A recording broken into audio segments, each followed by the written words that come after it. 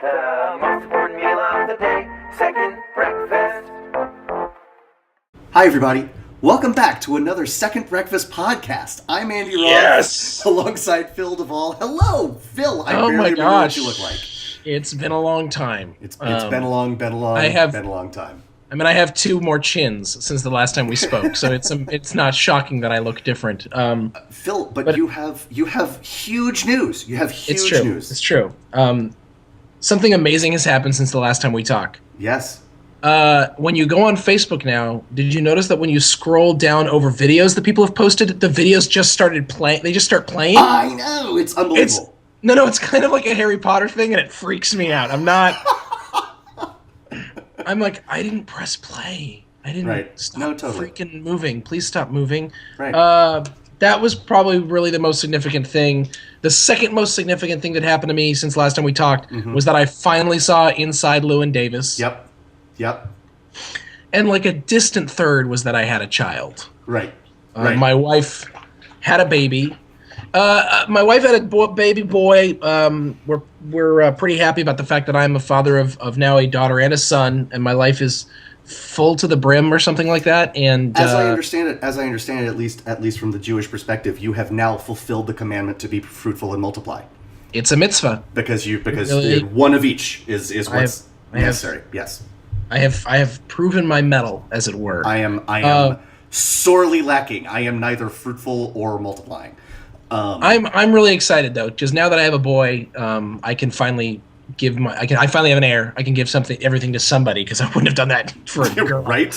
You gotta get her married off before you run out of goats, right? So, Someone to carry on the name. Yep. And I know what you're thinking. What if he's gay? Well, if he's gay, he has to make his partner change his name. That's all there is to it. Duh. That's it. So, folks, I want you to know, this, you will be stunned to learn that we don't exactly script out this show. Stunned. What? Stunned to learn. But I like to think about things, and especially at the beginning, and so believe it or not, this is the most scripted part of the show. And I wanted to say to Phil, do you have big news? And I was expecting him to say something along the lines of, I've had a kid. And I was going to say, no, you finally saw Inside Llewyn Davis. And I couldn't be happier that it didn't work out. That guy was I was like, if it doesn't work out, if he twigs to it or whatever, it'll work either way. So that's my favorite kind of bit, because we didn't go over it first. Yep. So, Yep. yeah, well done. No, and Inside Llewyn Davis has been at the front of my mind since. Oh, are you ready for this? Probably not. 2 nights ago, I dreamt. I had a dream about my son. Okay. Last night, I had a dream about Llewyn Davis. So I'm 1 and 1. I'm one. They're even right now in my subconscious. I literally last night I dreamt that Llewyn Davis. I dreamt that there was a scene in Llewyn Davis that was cut from the movie where Llewyn Davis joins Judas Priest and is playing on stage with Judas Priest and trying to outsing Rob Halford. This happened in my dream. Sure. So obviously Llewyn Davis is really stuck with me. But this baby thing is amazing. Okay. I mean, people are like, how you doing? Isn't it amazing? And I'm like, I mean, yeah, yes, leave me alone. It's exhausting and fantastic. You can't complain, because there are tons of people who don't have kids and can't have kids and are like, dude, you have kids, shut up. But you also can't be like, it's amazing, because then there's people who are just like, oh, please also shut up. There's no right answer here. I have another. Just be you. I mean, I can't believe I'm telling you this. Just be you, man. I think this is the closest to me being me that we're gonna get. I think. Okay. Oh, fair enough. I've been Well sick played. twice in the last 3 weeks. Okay.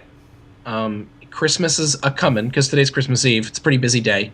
I still don't have all the decorations on my tree. They're just sitting in a box in front of the tree. And I said to my 3-year-old daughter, do you want to put more decorations on the tree? And she was like, no. Oh, I want to watch The Incredibles. That's your daughter. That's your daughter right there. My girl. Yep. So, another big thing that has happened to you since we spoke last. Or actually, I don't know if it's since we spoke last, but certainly since we spoke last, something big that's happened to me. Please. I saw the movie Frozen.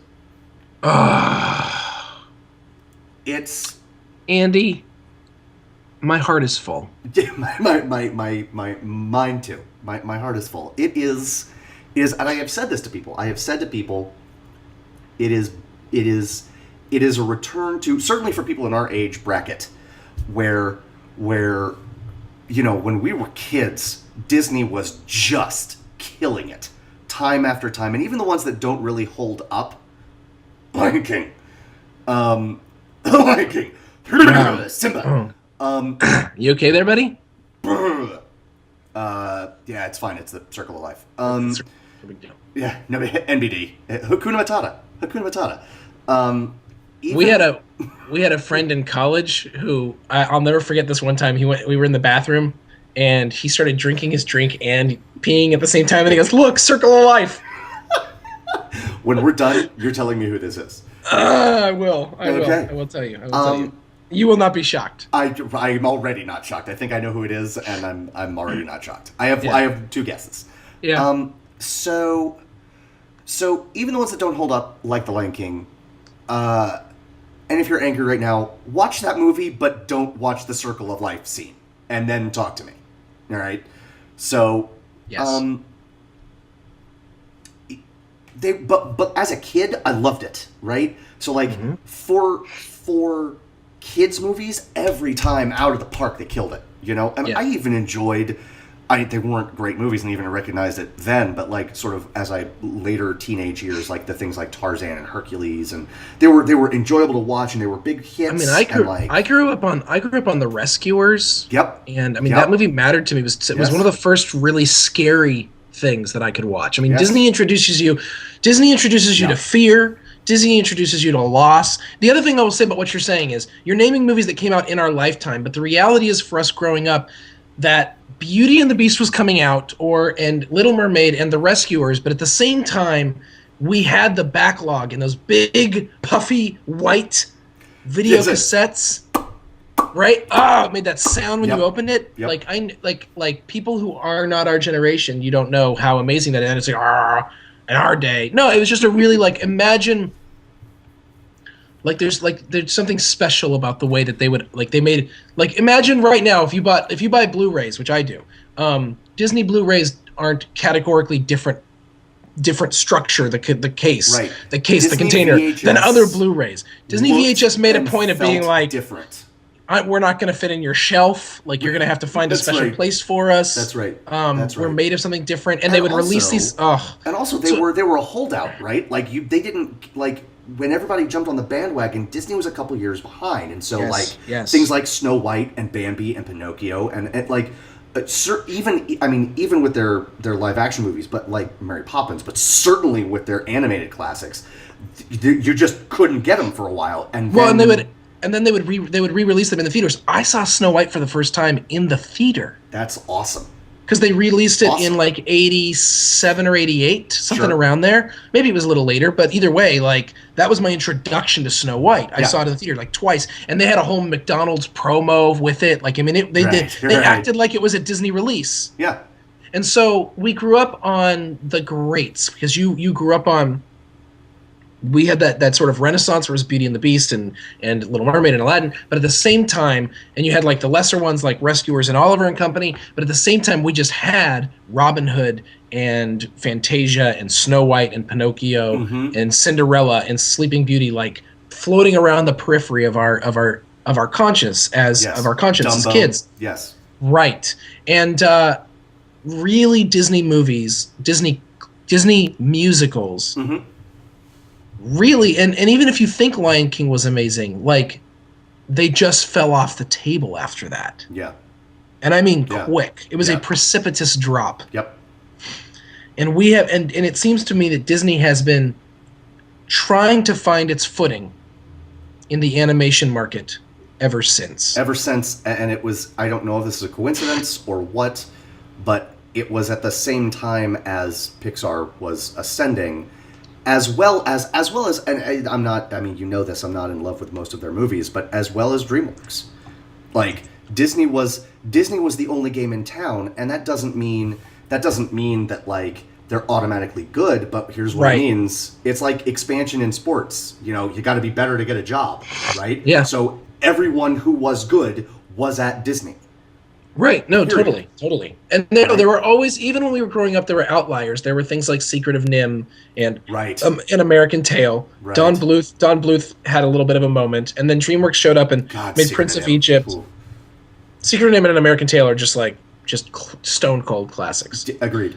Agreed. Prince of Egypt showed up, and I mean, Iron but Giant. There are. but Yes. Iron Giant's fantastic, but not famous. And then Right, there's the right. whole, That's or right, not, that's right, not that's like right. not like a blockbuster flick. And That's then there's right. the whole like I don't know their stuff very well, so I'm not going to speak to it. But there's a whole crowd of movie people who are like the Studio Ghibli crowd. Right. But that's like again, that's not mass market. Like that's not mass marketed. Like Right. That's right. Disney has a brand. It has a thing, and for Disney's basically been fallow in the cartoon area for almost 20 years. Yep. About 4 years ago, maybe it was 5, they made The Princess and the Frog. This was a valiant effort. I still haven't seen it. Actually, It's believe it or not great. It is Sure. not great. Sure. And I wanted it to be great, and I appreciated them trying to, I don't know, have a princess that wasn't white for once. Things Right. like that. Right. And really tried with to make something that was both storybookish but also modern. They've tried some really interesting things with it. It's not at all a failure, but it's not great. Then they made a movie called Tangled. I don't know why they couldn't just call it Rapunzel. Whatever.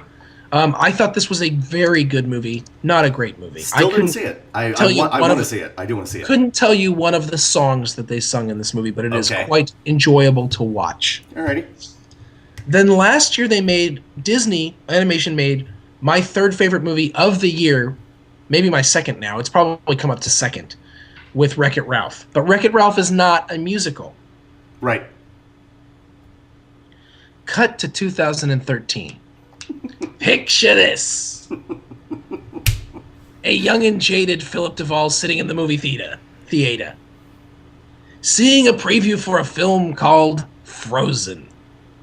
This picture does not look like a musical, and it doesn't look very funny. Because they advertised this movie poorly. Extraordinary. Which is weird because one thing that Disney usually does pretty well: market itself. Well, I mean, considering the fact that the movie has made just bucket loads of money, maybe they advertised it perfectly correctly. Right. That's right. But- That's right. That's right. But they did not market this movie as what it was. So I Right. was not prepared when I went to the movie theater. Now, I have some friends do you? from I have one or two. I have some friends from my North Carolina days, my North Kakalaki days, Kakalaki.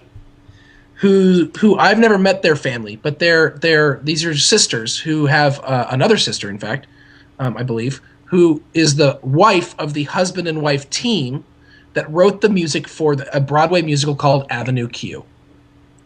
Avenue Q is a very popular musical that was very, I guess, I've never seen it, I've never heard it, but apparently it was just like phenomenal and everybody loves it, and it's very, what's that word? Good. Irreverent? I'm taking over Irreverent. here. I'm taking over here for a second because I have seen this musical 7 times. Okay, so my point exactly. Six times on Broadway, and a surprisingly good production in Kakalaki at Duke. They actually That's fantastic. did a pretty good job, and it great. is so. Here's why Avenue Q was so important to me. In addition to the fact that it was just flat out hilarious, Sure. it was moving in a way that I didn't expect, and this is why I Okay. want to talk about it. Right? It was moving in a way I didn't expect. And it spoke directly to me. Avenue Q, as you might imagine, is about a street called Avenue Q out in the outer boroughs. So if you see something about New York, whether it's a movie or a play, you notice how everybody in a movie in New York drives through Times Square? Like, that isn't New York, right? That is movie New York. And that Right. is musical New York. And I am not... When I was in New York, I was not living in Trump Tower. I was not living, What? I know. But I also wasn't living in but there's another side that you see, if that's the point you want to make about New York. I wasn't living the life of in the Heights. Right. I wasn't living I certainly wasn't living in a tent city from Rent, right? I was living oh no, where is rent coming from? But okay, like I still Right. have friends, I still go out, I still do things. Right. And that is what Avenue and the tension inherent in that is what Avenue Q spoke to. Oh, cool. And it, I mean, when you say irreverent, it has songs like what do you do with a BA in English? You know, Everyone's a little bit racist. everyone's a little bit racist. An entire song entitled Schadenfreude, Right. like it's that kind of thing, and so they have me at hello. I have never seen it. I had never seen or heard it. I heard nothing but fantastic things about it. So when I heard that they were doing the music for this, knowing that the last thing they did was considered pretty spectacular, though I did not know it, it piqued my interest. I won't say that I got excited in the sense of like, oh my god, it's them, I'm really excited. I've never met them. I'm friends with their sisters. I don't know what they're capable of. You know what I mean? Mm-hmm. But I went, okay, well, this is interesting. It sounds like they must be taking the music seriously. They hired some Broadway musical people and people that I know who've done good work. Yep. Or know of. Right. None of this prepared me for the glory that was Frozen. Yes. The movie has a title that is essentially meaningless. Not totally meaningless, but essentially meaningless. It's as meaningful as Tangled is to Rapunzel. Frozen is to the Snow Queen. And I realize if this is the direction they're going to go, like Tangled is Rapunzel, Snow Queen. I think I would have loved to have seen a movie called Disney's The Snow Queen. Right? Yes. I don't know. Yes. I don't understand what the concern was there. But like, Yep. is the next movie just going to be called like Shoe, or like Hungry? Like what are they going to do here? Like Right. let's just throw one word things. Anyways, but this movie was fantastic, and the music was honestly, I've seen it twice, Andy, and it took me the second time because the first time I was loving it, but I was sort of like, is this happening? Like I was really like, Right. do you know when you've had your heart broken and then you're like dating someone and It's you're tough like, to love I don't again. want to give myself to you. Right.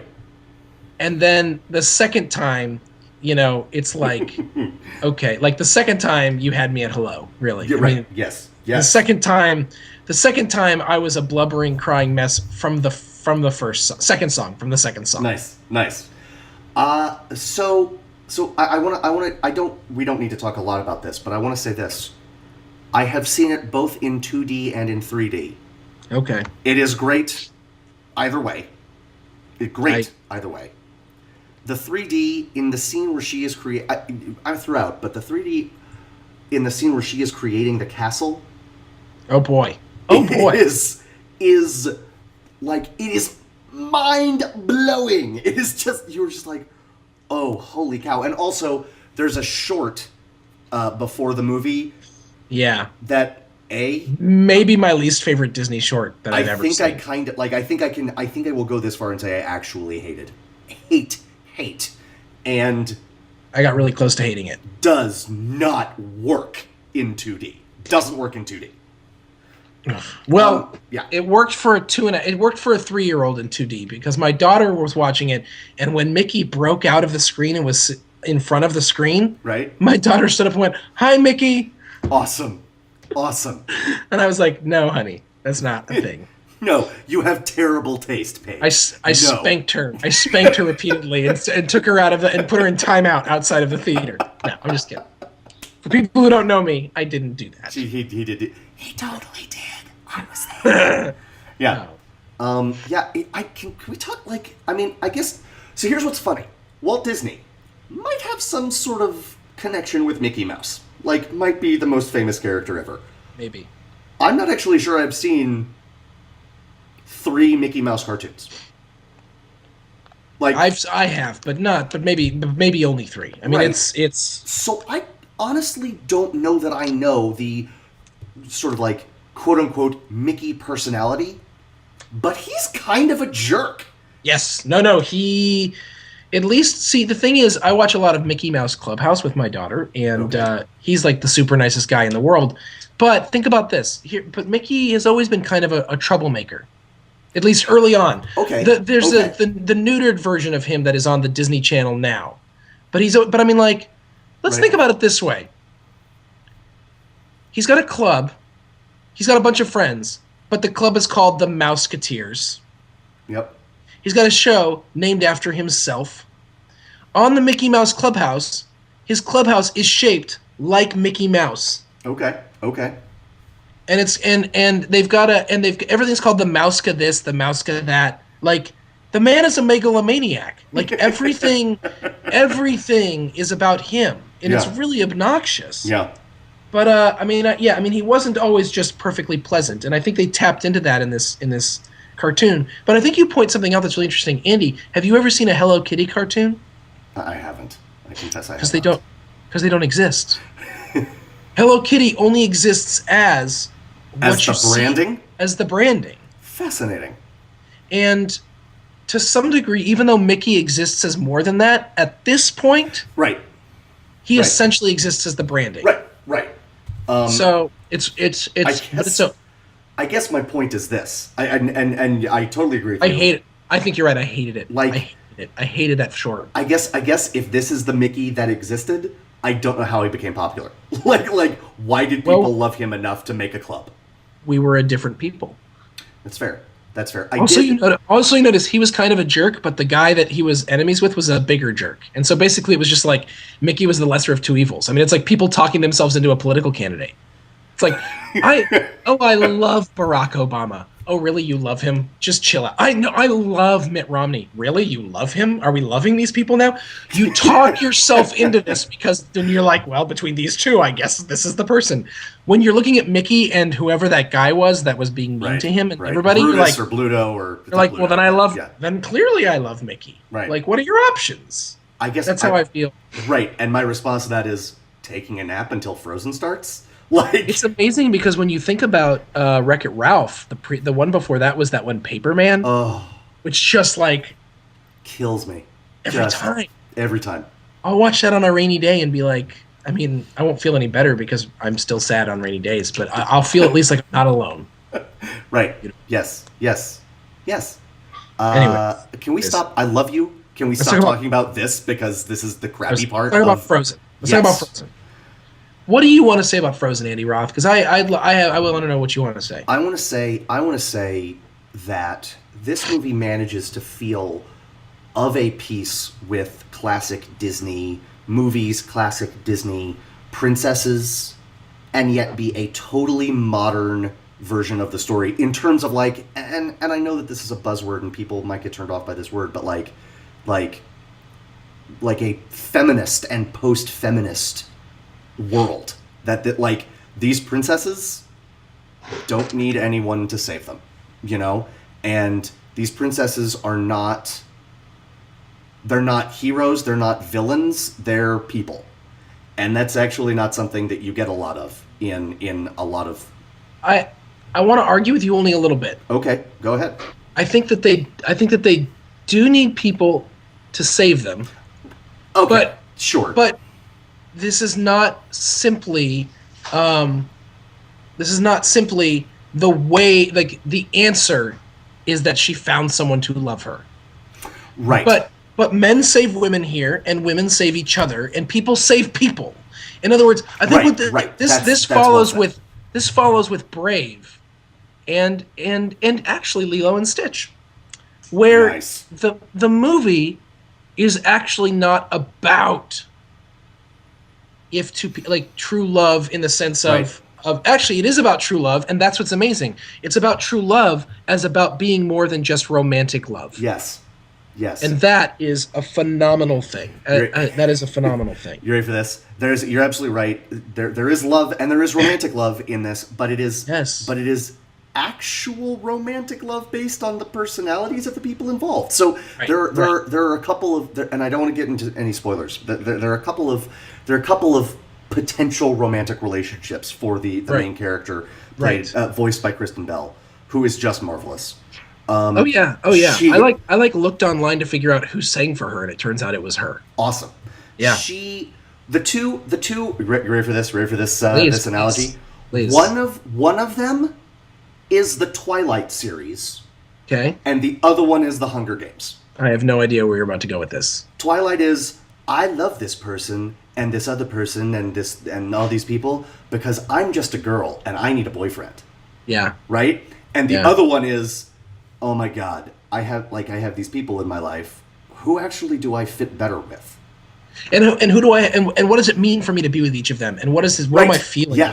Yes. Now I will say this.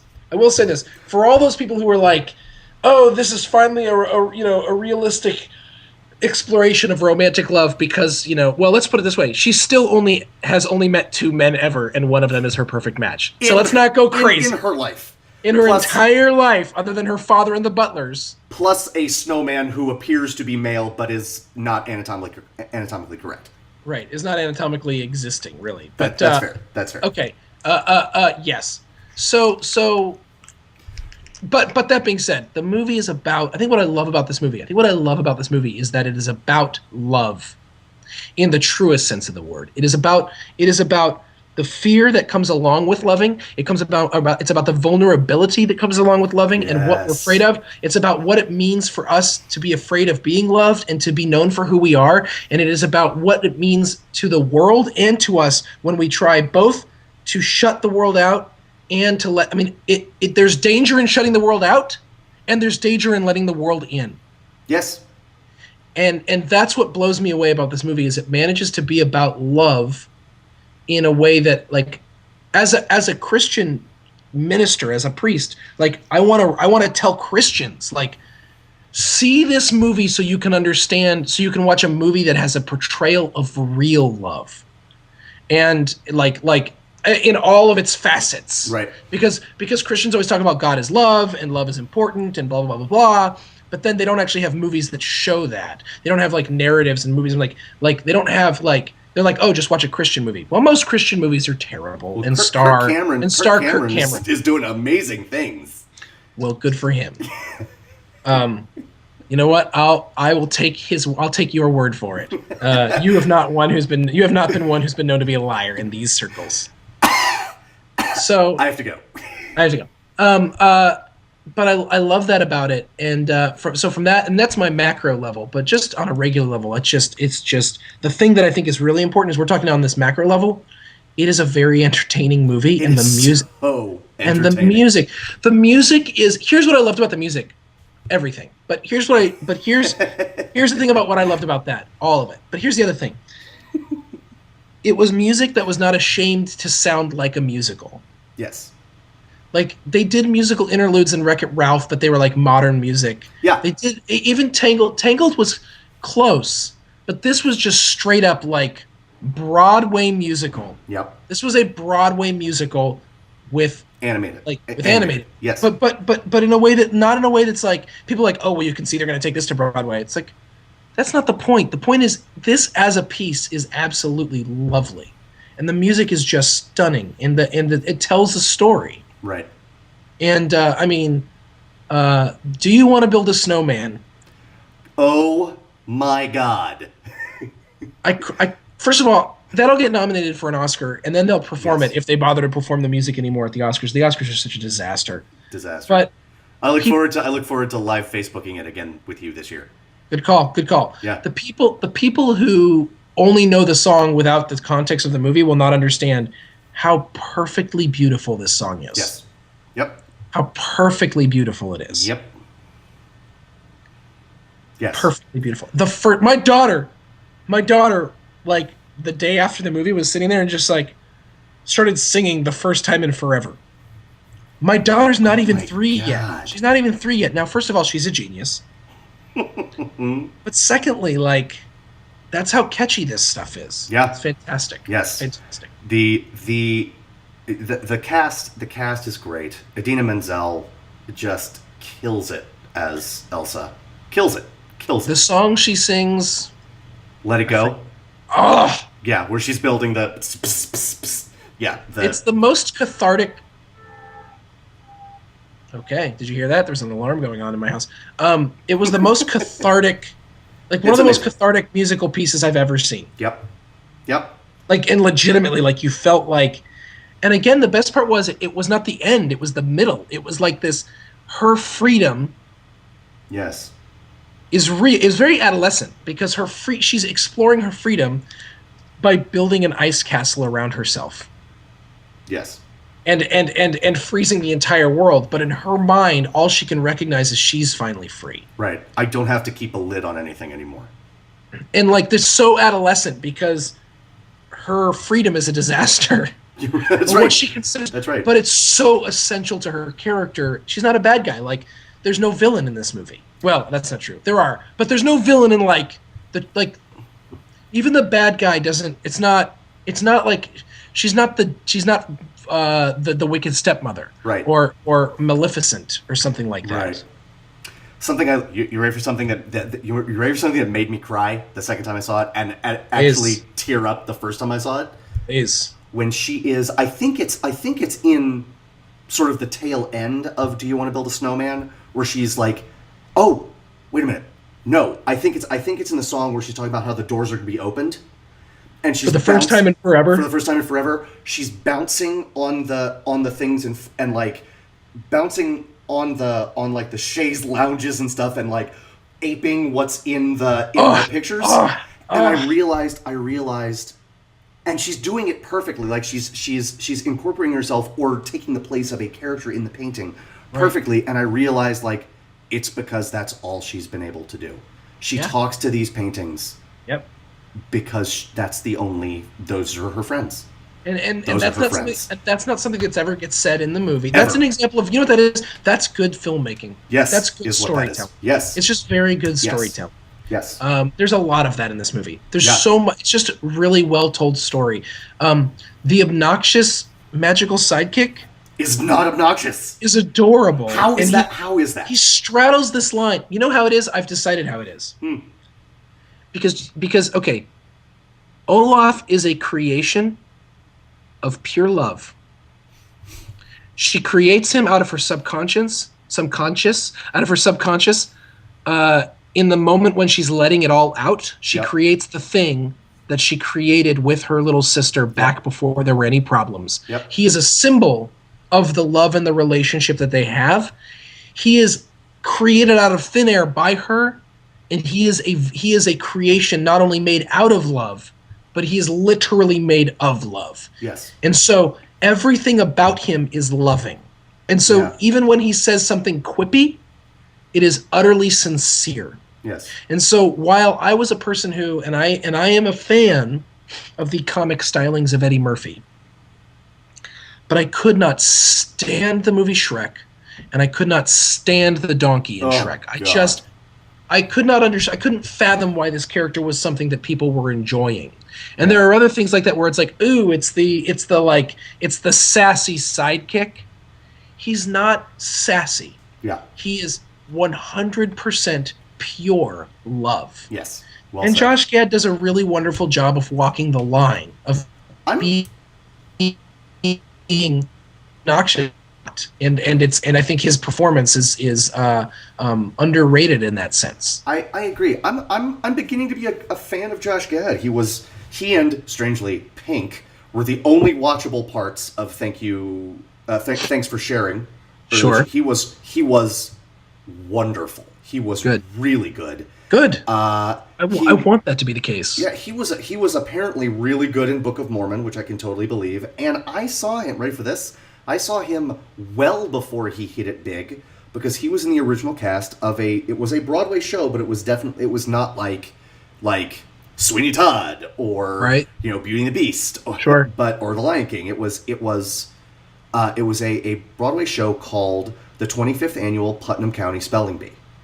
And he had like a magic toe or something, and like as he was spelling, he was one of the kids, and as he was spelling, he would like draw out the word with his toe. I may have that wrong. I feel like he sang a song about his magic toe. It was very. I think what you're saying, hipster Andy, is that you loved Josh Gad before it was cool, and I think that's fantastic. I mean, whatever. I don't care. I don't care. Whatever. I mean, whatever. Well, you've got that new hairdo, so it's all part of it's all part and parcel. I brushed it forward instead of back, and I was like, "Oh, look at me! Hang on." Wait a minute. This doesn't look terrible. What? All these years. All these years, I've been doing it wrong, or maybe I've been doing it right, and this is wrong. And I won't realize that until like 3 years. It's funny when you realize that this is as good as it gets. Just cutting it really, really short. You know what? You You don't have to worry about it in the morning. You know what you don't get? I agree. Bedhead. I have this hat on because I was embarrassed of what my hair looked like. Nope. Nope, not true. Nope. So back to Frozen. Yeah. I think that Josh Gad's character, I think Olaf. I think people who were nervous about the movie were nervous because he's the one that the movie marketed, and so is it just going to be this comedy about a reindeer? I thought it was a movie about a snowman and a reindeer. Like, I'm not kidding. I actually thought that. That's what I actually thought it was about: a snowman and a reindeer. Yep. And it turns out that it's not. That turns there's out a it's snowman and a wonderful. reindeer in it. Yes. Oh. But the other thing about that is then it turns into, don't worry, it's not about him. But the reality is, I want to say, don't worry, he's also a really great character. Yeah. Yes. Yes. Like, really well done all around, guys. Ugh. What else can I say about this movie, Andy? See it. Okay, here's what I want to say. Yeah. I read a thing a while back, and go on Howard Ashman's Wikipedia page. And essentially what happened was Disney realized that they should just hire Howard Ashman in perpetuity and let him do whatever he wanted to do. And unfortunately for Disney, for the world, Howard Ashman died after only making 2 of the movies that he wanted to make, and started getting ready with Aladdin. But they had a recapturing of the fairy tale world and the musical world. Little Mermaid's a fairy tale, Beauty and the Beast is a fairy tale, Aladdin is kind of a fairy tale. That's a genie tale. Yeah. And then they let go of that. But they're coming. Okay, here's what I want to say. You're really good at this, Disney. Yeah. And here's the other thing. That those people that I was just talking about, whose names I don't even actually know, the people who did the music, treat them like Howard Ashman. Yeah. Ask them what they want to do next, and then do that thing. Yeah. Because you might just be at the beginning of another Disney Renaissance when it comes to your musicals. Ask the people who did Wreck-It Ralph what they want to do next, and all of a sudden you will be right at the forefront of both musicals and talk like non-musical Yes. animation again. And then you got that wing that's doing a little thing called Pixar. Like, you will be like. And I'm hoping this is a possibility because John Lasseter is now in charge of the animation, that this is something that they can actually head in that direction. But one thing that Pixar hasn't really done is, and tell me if I'm wrong, is musicals. That's right. That's right. Disney, the fairy tale musical, man, y'all own it. Yeah. Like, it's yours. Yes. And you could make it be again. So whatever these people want you to do that thing. Pay them. Do whatever it takes. You know, about this time last year, a little earlier than this in 2012, but we were talking about Wreck-It Ralph. We were using, you know, these big, like, not big words because we don't know big words, but we're using sort of like big concepts to talk about how much we loved Wreck-It Ralph, and we're talking about this movie, Frozen, how much we love it.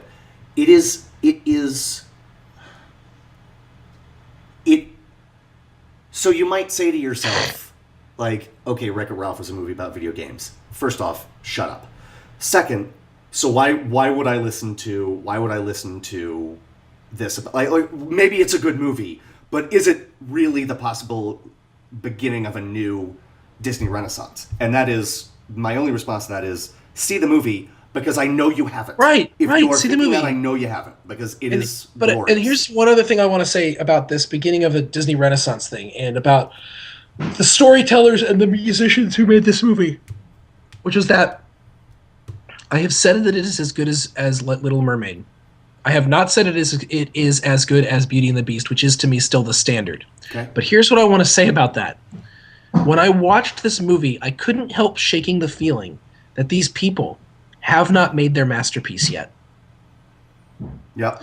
That this actually isn't a masterpiece. Right. It's a really well-made movie and a really good musical. That's right. But I actually feel like, and this isn't like, hey, you're not giving it all you can. I think they're giving it everything. Right. I just think they're like, it felt to me like this musical team is still developing their skills, and that there's somewhere to go from here. But I believe they actually have the potential to fulfill it. Like, first of all, if this is as good as it gets for them, they've made a phenomenal thing. Right. They've made a wonderful thing. But there was something in it that made me feel like there is more to come. Yeah.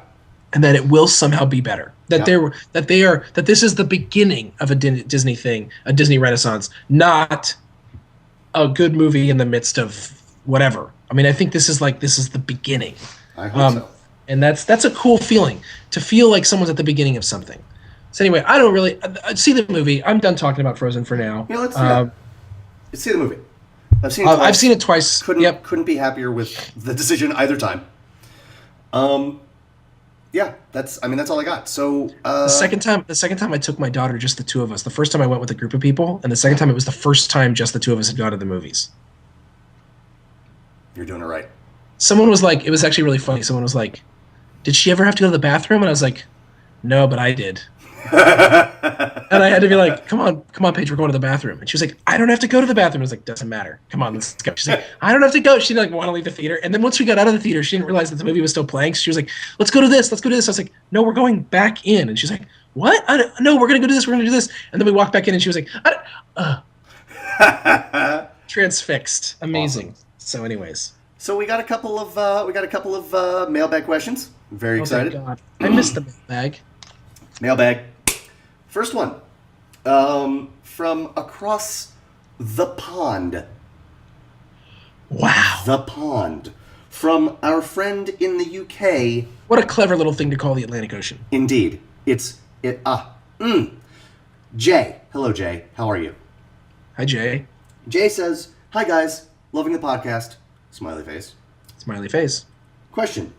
Which actor or actress was most miscast in a movie, and who would you have liked to see play their role? Okay. Andy, real quick, two things. Yes. One, do you know this Jay person? I do. Oh, okay. Because I don't, so I wasn't sure if this is one of our non-friend fans that exists yet. But that's okay. It's okay. No, I think Adam in Illinois is still our only one of those. Hi, Adam. Spread the word, Adam. Spread the word nationwide. Yeah. Mm-hmm. Okay. The other thing I want to say is, every time the Atlantic Ocean, if the Atlantic Ocean was a person, every time someone called it the pond, it would be so angry. Do you know how many people I've killed? You're calling me a pond? It's like how many bouncers are there who are called tiny? It's that kind of thing. You tell the Atlantic Ocean whatever you need to, okay? It's coming after you, hurricane style. All right, so let's do this. Funnier than hurricanes. I know, I feel a little bad right now. Let's move on. It's a great question. It's such a good question that, frankly, we've been asked it before. But my answer's different. Okay, shoot. Actually, it's the same and different. Andy, what is my least favorite casting choice / performance of all time? I'm not actually sure. Sure you are. In a movie that I love, what is my go-to? I hate this actor in this movie that I love. Just tell me. Al Pacino in Heat. Oh, sure. Yes. Right. You're right. That's right. I've never bothered to actually recast it before. Sure. Until today. You ready for this? I think so. Yes. It's gonna seem like a obvious choice at first, but I want you to go with me here. Okay. One of the most amazing things about Heat, of course, was that Al Pacino and Robert De Niro were in a movie face to face with each other. Yes. An important part of this is, of course, they were both in Godfather and never were in a scene together. Another really important part of this was these are two of the great actors of their generation. Mm-hmm.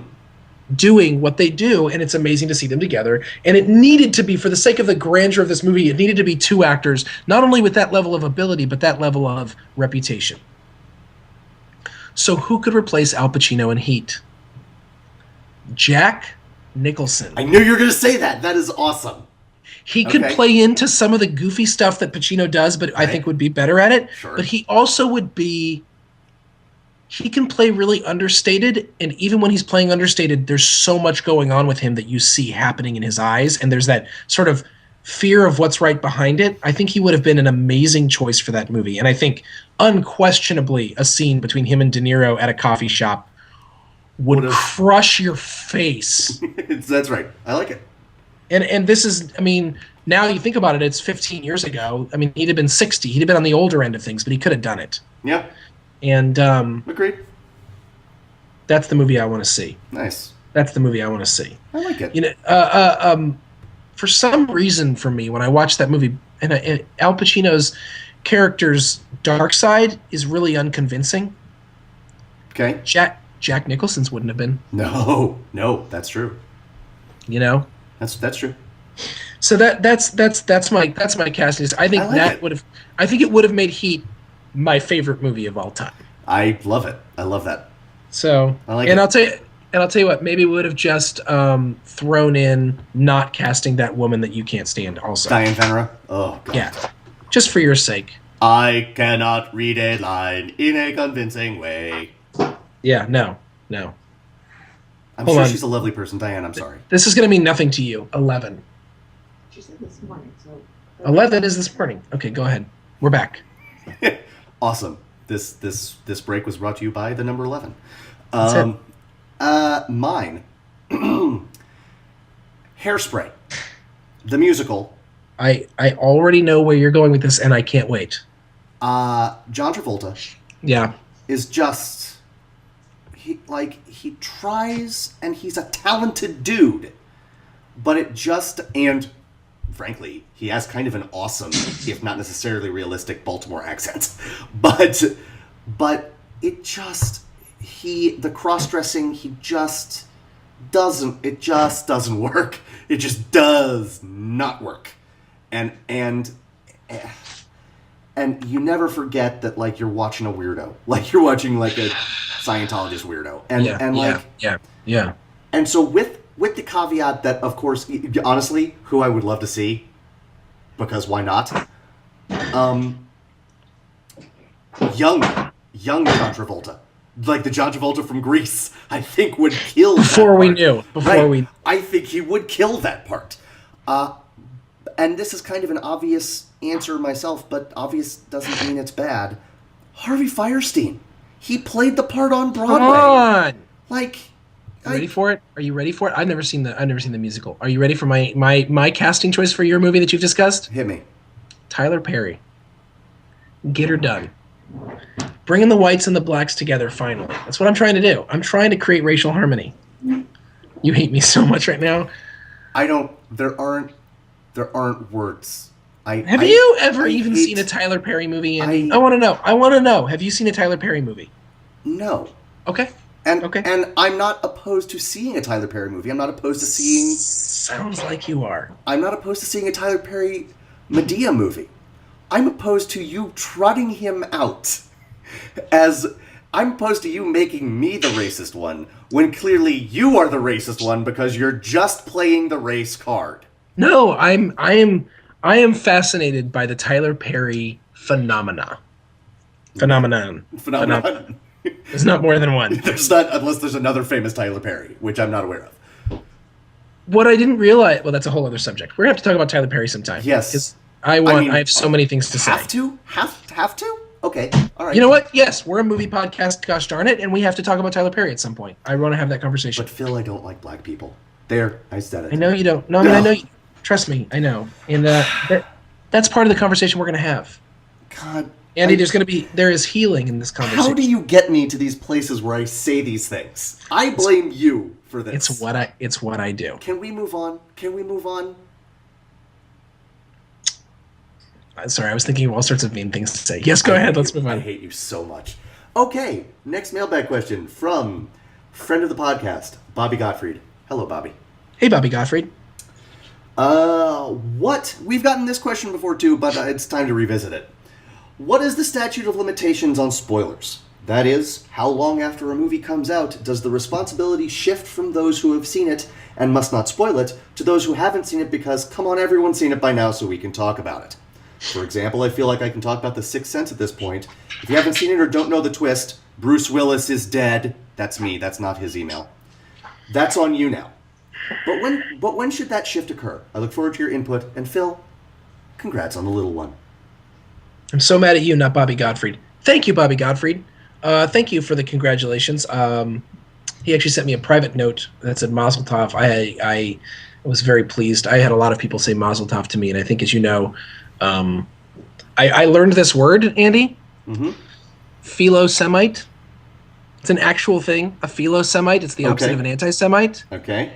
I think I fall into this category. I love it. So when people wish me say Mazel Tov to me, I take it very seriously, and I'm very grateful. That's fantastic. Bobby, thank you. Andy's answer, as you can tell from what he just said about The Sixth Sense, and mine are quite different. already. I don't even know Andy's answer. I'm not and actually telling sure you. that's true. But Well, then okay. Andy, go ahead. No. What's your answer? So, well, I think there isn't a one size fits all answer for all movies. I think if I were to, not that there's really a way to spoil it, or maybe that's a spoiler. Like if we're going to talk about Catching Fire, like or Frozen, or Thor: The Dark World, right? You got to give people a week and a half. All right, at least. I'm not saying that's my answer, but like it can't be immediate. But I think it is a shorter period of time than for something like Frances Ha or The Grey or even like Warrior. Because okay, let me back up. My answer is don't spoil things because you're a jerk. I was a jerk just now when I said the thing about The Sixth Sense, right? Thank you. Yes, that's my actual answer. Find a way to talk about something you like without removing the possibility of someone else liking it in the same way. And actually, I want to back up for a second because the someone who I'm not sure watches the podcast, but the husband of a friend of ours made the point on Facebook, like, dude, get over yourself with spoilers. It's just a movie. And my response to that is, You're watching the wrong podcast. No, not with us. Like, Okay. like just in general, like I hate it when people complain about getting spoiled. It's just a movie. There are people starving. And my response is, you're absolutely right. It's just a movie. It does nothing but entertain or educate. That's the only thing it does, right? And hopefully educate through entertaining. But if you take away part of both the education that a movie can do and the entertainment that a movie can do, part of it is the discovery of it. And so what you are doing is destroying the only thing that it does. Yep. So I respectfully disagree with that while acknowledging that talking about movies is not the same as fixing the world's ills. I get that. I also don't care. But back to my sort of more direct answer. Does that make sense? Like I mean, I cannot depend. I cannot depend on you to see Frances Ha. So if I'm going to talk to you about Frances Ha and try to get you But to you're see still it, talking. You've still just named a bunch of movies within this last year. Should we be able to talk about the end of Casablanca, just assuming everyone has seen it? Should we be able to talk about what Rosebud means, just assuming everyone has seen it? Should we? That's the question. You're right, and the answer to that is you'd be a jerk for doing so, a little bit, but yes. So I think that is your answer then. I mean, I think your answer actually is that you did. It's not that, which actually you and I might have the same answer, which is actually it's never time to do it. That the reality to me is I don't think you should talk about the end of Casablanca, because there are people who haven't seen it, and it's not their fault. Like, it's just they haven't seen, or even if it is their fault, there's Right. such a thing in this world called grace. Have some. Like, the reality is, like, when I'm talking to someone, have you seen that movie? Oh, you haven't? You should go see it. Right. You should rent that movie. Oh, it's 80 years old? I'm not going to tell you the ending just because it's 80 years old. It's Right. new to you. That's fair. Right. Like, you know it's what, brand you know what else new. there is in this world? You know what else there is in this world besides grace? Babies. I'm guessing Paige, you will show Paige Casablanca. Right, You haven't and done it yet. It's not her fault she doesn't know the ending. That's right. I actually I love Louis C.K. in it, but I was really frustrated like in his last bit that his last stand-up routine that he did, which was phenomenal, of course. He does this whole bit where he's talking about the last scene of the book Grapes of Wrath. And I was like, dude, come on, I haven't read Grapes of Wrath yet. And like, look, I get it. People be like, well, it's 70 years old and it's a book and it's a classic. Okay, fine, but I still haven't read it. Why are you telling me the last page? Like, why did your joke necessitate spoiling the very last page of an American classic? Can I say something that I do actually have a different answer for? Sure. Books? Television. I don't, and maybe I'm holding myself to a higher standard than other people, and that's not right to do either. But if it has been more than a week since the episode has aired, as in there's been another new episode, I assume that whoever I talk to about the show is going to spoil it for me. So I'm like, just reminding you, please don't spoil it for me. Right? Does that make sense? It does. Like you and I have not talked about Parenthood in a while because I have watched the pilot. But I would also say, I've watched the season premiere of this season and nothing else. I haven't seen the last 7 episodes of The Wire. I don't want anyone to tell me. Sure. In fact, I found out going on some website recently that someone that I didn't know had dies at that time, and I was like, Right. Yep. crushed. And I was like, well, and you could say, well, you could have watched it. Blah, blah. Yeah, I could have. All that stuff's true. I didn't know. I don't know. I don't know. I think there's ways to talk about a character and what they're about without, I don't know, talking about how it ends. I guess my only misgiving about this is this. There has to be some room for the water cooler conversation, right? I mean, there has to be.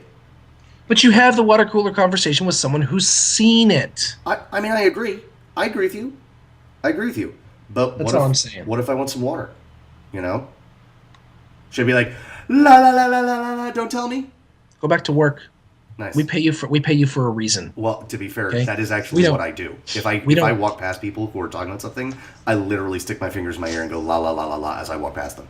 This is not a joke. This is not me being funny for the podcast. I have been known to do that on more than one occasion.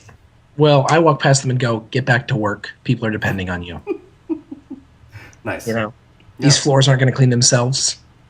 Those accounts aren't going to sell themselves. Yes, indeed. I'm basically like Alec Baldwin and Glengarry Glen Ross. That's Right. what it comes down to. Always be closing. Yep. Yeah. This prayer isn't going to pray itself. Get to work, Knees. Christians. Nice. That sounds exactly like you. I just I could have said that for you. It's unbelievable. Yeah. Folks, I think that's it, Phil. Right? Are we done? I think we're done. Merry Christmas. Merry Christmas. Happy New Year. In our not at all Christmas themed podcast. Zero. Yes. Right. We are both in sunny Bermuda right now. I don't know. True. It's true. And yet Phil has brought his set with him. My daughter said to me, it's almost Christmas, and we were like, yeah, and she goes, where's the snow? We were like, nope. Awesome. Southern California, kiddo, no snow. Nice. Paradise. Well, folks, whether you have a white Christmas or not, I hope you have a merry one and a happy and healthy one. And this will bring us to the end of another Second Breakfast podcast. Yes. We will. This will be our only one this week. Stunningly. And see you in 2014. Yes, 2014 is going to be a big year. A lot of changes in Second Breakfast. We're not going to take as many hiatuses as we're not going to go away for as long as we did this time. We just got really busy. Phil had to see Inside Llewyn Davis also had a kid. Busy. It is what it is. But thank you for watching and listening. We love you, and we hope you love us more. And right, I mean, I'm not wrong about that. No, correct. And for Second Breakfast, I'm Andy Roth, and that's Phil Duvall. Bye, everybody. Bye. The most important meal of the day.